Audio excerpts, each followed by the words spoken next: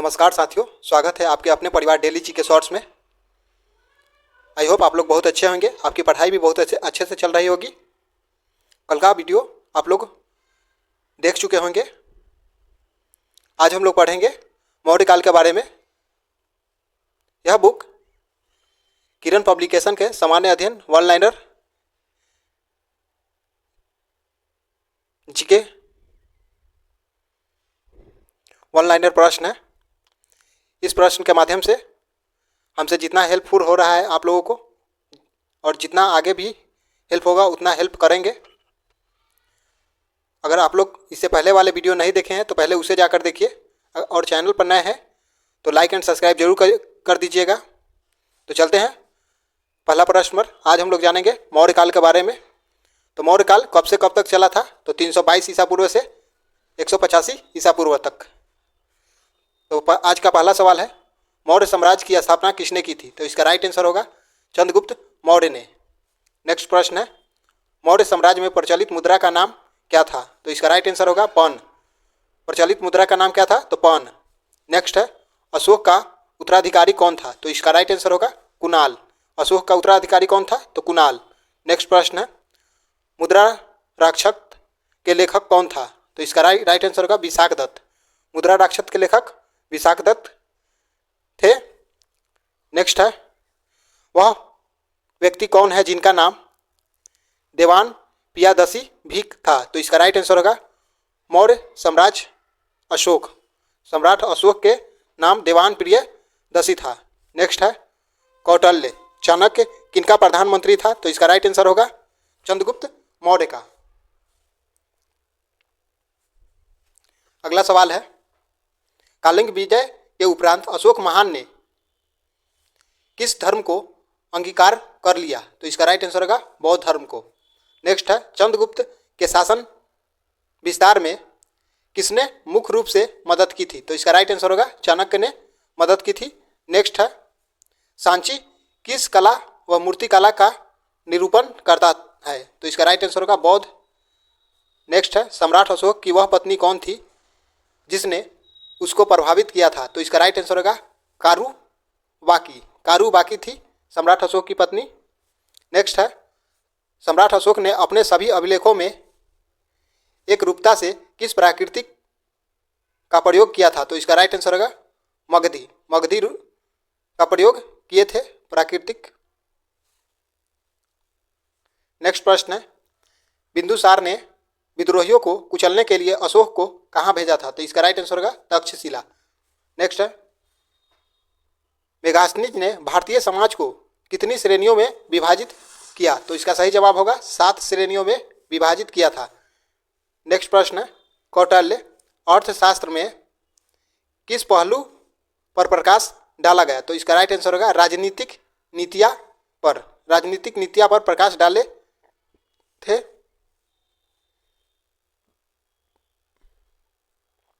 Next प्रश्न है, सांची स्तूप किसने बनवाया था? तो इसका राइट आंसर होगा सम्राट अशोक ने सांची स्तूप बनवाए थे। यह पूछा हुआ प्रश्न है, कुछ इंपॉर्टेंट। सांची स्तूप का निर्माण सम्राट अशोक ने करवाया था। स्थापत्य कला के दृष्टिकोण से सांची के स्तूप को सर्वश्रेष्ठ माना गया। सांची मध्य प्रदेश के रायसेन जिले में उपस्थित है। अगला सवाल है, पाटलिपुत्र को किस शासक ने सर्वप्रथम अपनी राजधानी बनाया? तो इसका राइट आंसर होगा चंद्रगुप्त मौर्य ने पाटलिपुत्र को अपनी राजधानी बनवाई थी। अगला सवाल है, पाटलिपुत्र में स्थित चंद्रगुप्त का महल मुख्यतः बना था? तो इसका राइट आंसर होगा लकड़ी का बना हुआ था।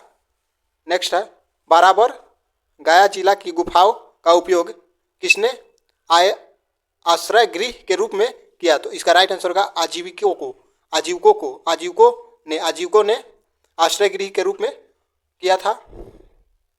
अगला सवाल है, किस अभिलेख से यह साबित होता है कि चंद्रगुप्त का प्रभाव पश्चिम भारत तक फैला हुआ था? तो इसका राइट आंसर होगा रुद्रदमन का जूनागढ़ अभिलेख से। नेक्स्ट है, केवल वह स्तंभ जिसने अशोक ने स्वयं को मगध का सम्राट बताया? तो इसका राइट आंसर होगा भाब्रू स्तंभ।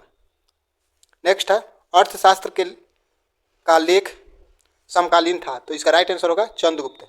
चंद्रगुप्त के समकालीन थे। नेक्स्ट प्रश्न है, नंद वंश के पश्चात मगध पर किस राजवंश ने शासक किया? तो इसका सही जवाब होगा मौर्य वंश। नेक्स्ट है, मौर्य काल में शिक्षा का सर्वाधिक प्रसिद्ध केंद्र था? तो इसका राइट आंसर होगा तक्षशिला। मेगास्निक पुस्तक का नाम क्या था? तो इंडिका। मेगास्निक पुस्तक के नाम क्या था? इंडिका। नेक्स्ट है, जिनके ग्रंथ में चंद्रगुप्त मौर्य का विशिष्ट रूप से वर्णन हुआ है वह कहलाता है विशाख दत्त।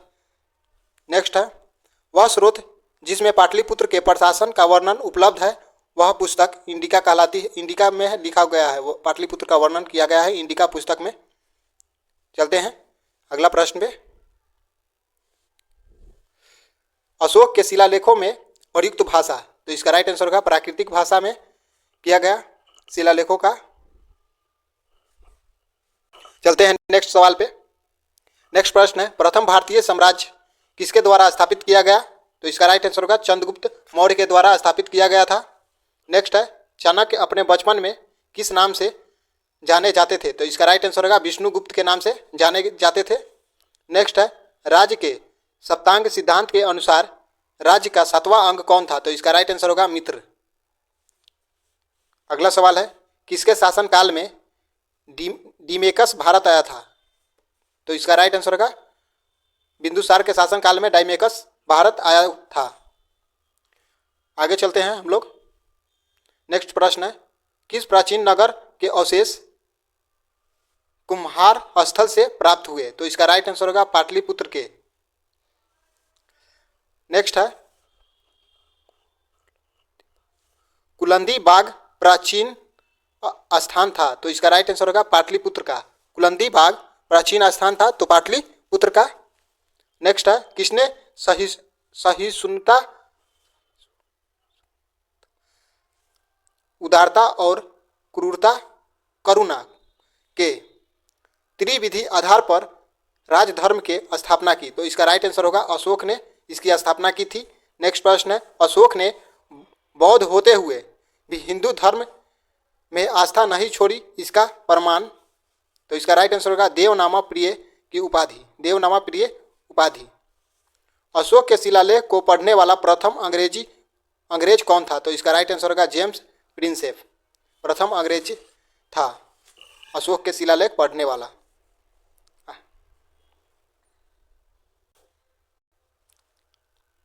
सर्वप्रथम अशोक के शिलालेख को पढ़ने का श्रेय अंग्रेज विद्वान जेम्स प्रिंसेप को है। उन्होंने 1837 ईस्वी में अशोक के शिलालेख ब्राह्मणी लिपि का उद्घाटन किया। नेक्स्ट प्रश्न है, केवल वह स्तंभ जिसमें अशोक ने स्वयं को मगध सम्राट बताया? तो इसका राइट आंसर होगा भब्रू। मौर्य काल में शिक्षा का सर्वाधिक प्रसिद्ध केंद्र था? तो इसका राइट आंसर होगा तक्षशिला। शिक्षा का सर्वाधिक प्रसिद्ध केंद्र था। नेक्स्ट है, अंतिम मौर्य सम्राट था? तो इसका राइट आंसर होगा वृहद्रथ। नेक्स्ट प्रश्न है, उत्तराखंड में अशोक का एक शिलालेख स्थित है? तो इसका राइट आंसर होगा कालसी में। कालसी में अशोक का एक शिलालेख स्थित है। आगे चलते हैं। नेक्स्ट प्रश्न है, सांची स्तूप किसने बनवाया? तो इसका राइट आंसर होगा सम्राट अशोक ने सांची स्तूप बनवाए थे। नेक्स्ट सवाल है, प्राचीन भारत का वह प्रसिद्ध शासक जिसने अपने जीवन के अंतिम दिनों में जैन धर्म अपना लिया था? तो इसका राइट आंसर होगा चंद्रगुप्त मौर्य ने जैन धर्म अपनाया था। नेक्स्ट है, कलिंग युद्ध की विजय क्षत्रिय का वर्णन अशोक के किस शिलालेख में है? तो इसका राइट आंसर होगा शिलालेख 13 में, शिलालेख 13वां में। नेक्स्ट है, प्रसिद्ध यूनानी राजदूत मेगास्थनीज भारत में किसके दरबार में आए थे? तो चंद्रगुप्त मौर्य के दरबार में भारत आए थे। अगला प्रश्न है, चंद्रगुप्त मौर्य ने सेल्यूकस को कब पराजित किया? तो 305 ईस्वी में चंद्रगुप्त मौर्य ने सेल्यूकस को पराजित किए थे। नेक्स्ट प्रश्न है, भारतीय लिखने की कला नहीं जानते, यह किसकी उक्ति है? तो मेगास्थनीज की। भारतीय लिखने की कला नहीं जानते, यह मेगास्थनीज की युक्ति है। नेक्स्ट प्रश्न है, मौर्य काल में गुप्तचरों को क्या कहा जाता था? तो इसका राइट आंसर होगा गूढ़ पुरुष। अगला प्रश्न है, अशोक का समकालीन तुर्मय कहाँ राजा था? तो इसका राइट आंसर होगा मिस्र का। कहाँ का राजा था? तो मिस्र का राजा था। नेक्स्ट है, किस ग्रंथ में शूद्रों ने आर्य शब्द का प्रयोग हुआ है? तो इसका राइट आंसर होगा अर्थशास्त्र में। अगला प्रश्न है, कौटिल्य द्वारा रचित अर्थशास्त्र कितने अधिकरणों में विभाजित है? तो इसका राइट आंसर होगा 15 अधिकरणों में विभाजित है। नेक्स्ट सवाल है, अशोक ने 261 ईस्वी में कलिंग युद्ध को जीतने के बाद क्या किया? तो इसका राइट आंसर भारी रक्तपात देखकर युद्ध की नीति को सदा के लिए त्याग दिया था। चलते हैं आगे।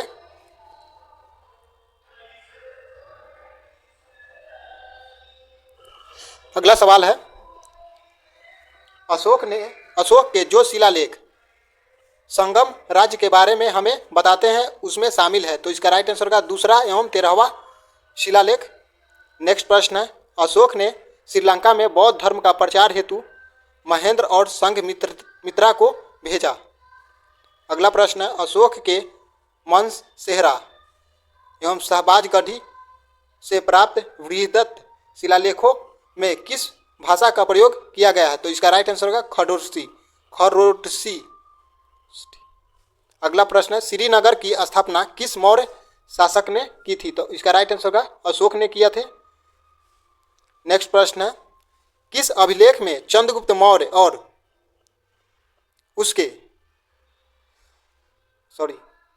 अशोक दोनों का उल्लेख किया गया? तो इसका राइट आंसर होगा महाक्षत्रप रुद्रदमन तथा जूनागढ़ अभिलेख में। महाक्षत्रप तथा जूनागढ़ अभिलेख में चंद्रगुप्त मौर्य और अशोक दोनों का उल्लेख किया गया है। तो आज के लिए इतना ही दोस्तों। जितने भी भाई बहन हैं वो हमारे चैनल से जुड़े और लाइक एंड सब्सक्राइब जरूर कीजिएगा। इससे पहले वाले वीडियो अगर आप लोग नहीं देखे हैं तो आप लोग जाकर उसे देखिए। और रेलवे ग्रुप डी के लिए हम स्पीडी साइंस का बुक जितने भी PYQ प्रश्न पूछे गए हैं वो सब करवा रहे हैं, वो भी जाकर आप लोग जल्द से जल्द देखिए और उसे शेयर भी कर दीजिएगा। धन्यवाद, थैंक यू।